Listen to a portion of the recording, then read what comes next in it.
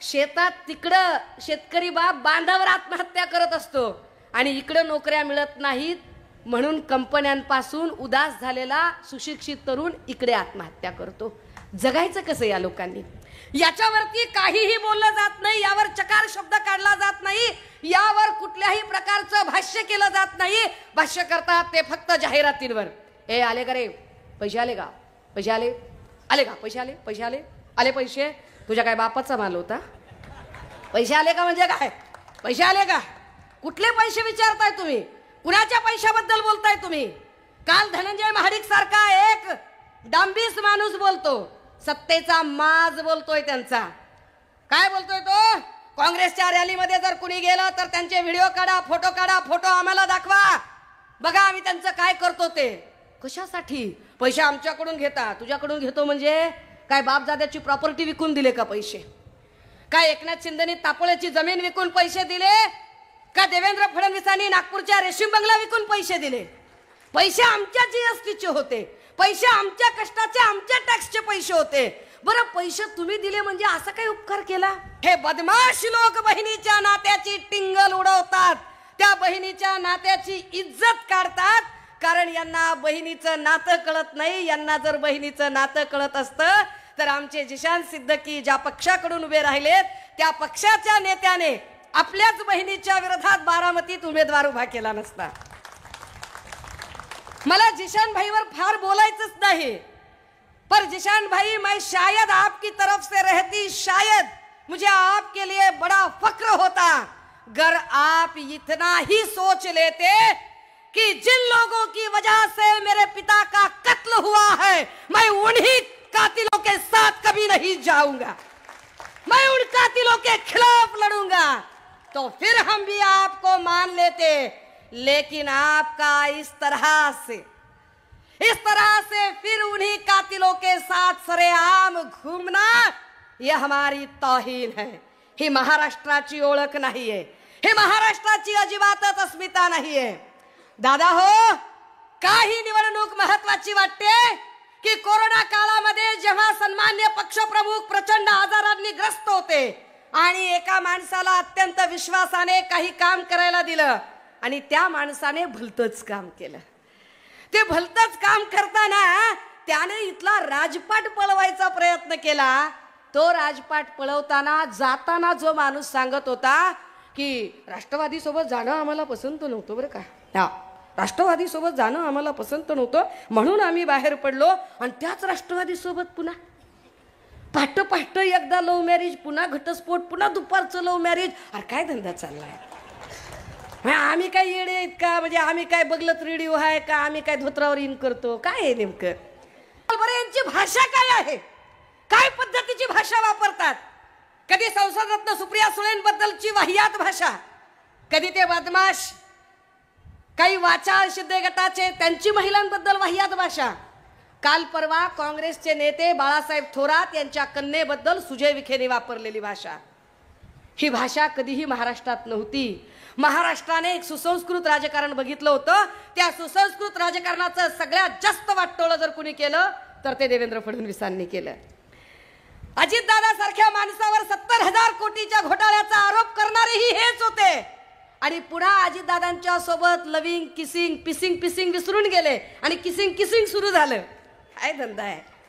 इथे तर आपण बघितलं की जे उमेदवार उभे आहेत त्यांची तर काय पद्धतीने, पण उमेदवाराने तरीही विचार करू नये की अरे ज्या लॉ अँड ऑर्डर बिघडलेल्या व्यवस्थेमुळे हे सगळं घडलं, आणि ही व्यवस्था बिघडली कुणामुळे? तर इथल्या गृहमंत्र्यांमुळे। त्याच गृहमंत्र्यांच्या सोबत आणि त्याच लोकांच्या सोबत आपण पुन्हा जावं का, की ज्यांनी सगळी लॉ अँड ऑर्डर बिघडून टाकली, ज्यांनी सगळा कायद्याचं 3, 13, 9, 18 करून टाकलं। वरून काय बोलतायत ते असं म्हणतात की ते संविधानाचं काय म्हणे, तर राहुल गांधींनी काय पुस्तक हातात घेतलं ते अर्बन नक्सलवादी आहेत का, तर लाल रंगाचं पुस्तक हातात घेतलं। दादा हो, माझ्या हातात हे लाल रंगाचं पुस्तक आहे। काय आहे हे? ही ओरिजिनल प्रत आहे, ही ओरिजिनल इंडियन कॉन्स्टिट्यूशनची प्रत आहे।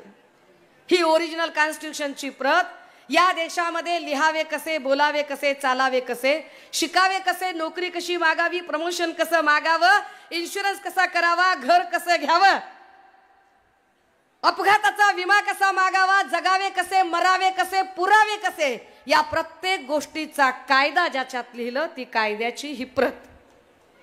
ही कायद्याची प्रत हातात घेतल्यावर इथले गृहमंत्री जावई शोध लावतात की अर्बन नक्सली आहेत ही माणसं. त्यांचे भक्तुल्य म्हणतात अहो ते उगच वर कव्हर होतं, मध्ये काहीच नाही, मध्ये कोरी पानं होती. त्या सगळ्या भक्तुल्यांना कॅमेऱ्याने जरा झूम करून दाखवावं की ही संविधानाची ओरिजिनल प्रत आहे, ही आत कोरी पानं नाहीयेत. काय पद्धतीचं. सकाळी कुणीतरी मीडियाचे लोक कराडमध्ये विचारतात, अमित शहा असं म्हणताहेत की उद्धव ठाकरे यांनी जरा राहुल गांधी आणि सावरकरांच्या बद्दल बोलावं. आम्ही काय बोलायचं हे तुम्ही आम्हाला सांगायची गरज नाही.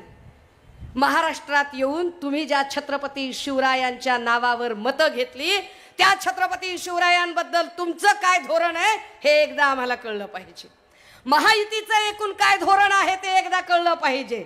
ज्या छत्रपती शिवरायांचा अपमान करत त्यांच्या पायाशी जाऊन शिंदेंनी खोटी शपथ घेतली, किंवा ज्या छत्रपती शिवरायांचा पुतळा पडल्यानंतर असं घडलं तर याच्यात काय एवढं मोठी गोष्ट झाली, ताशी कितीतरी किलोमीटर वेगाने वारे वाहत होते, blah blah blah blah blah. तिकडे साधं नारळाच्या झाडावरचं एक नारळ तुटून पडत नाही, तिथे हा जावई शोध लावतात.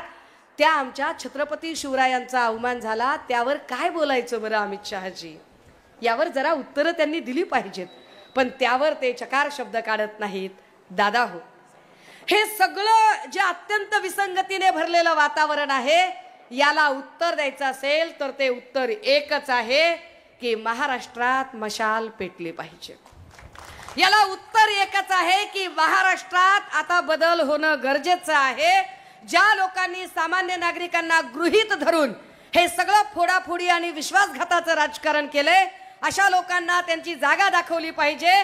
आणि ती जागा दाखवायची असेल तर एक एक इथली सीट महत्वाची आहे.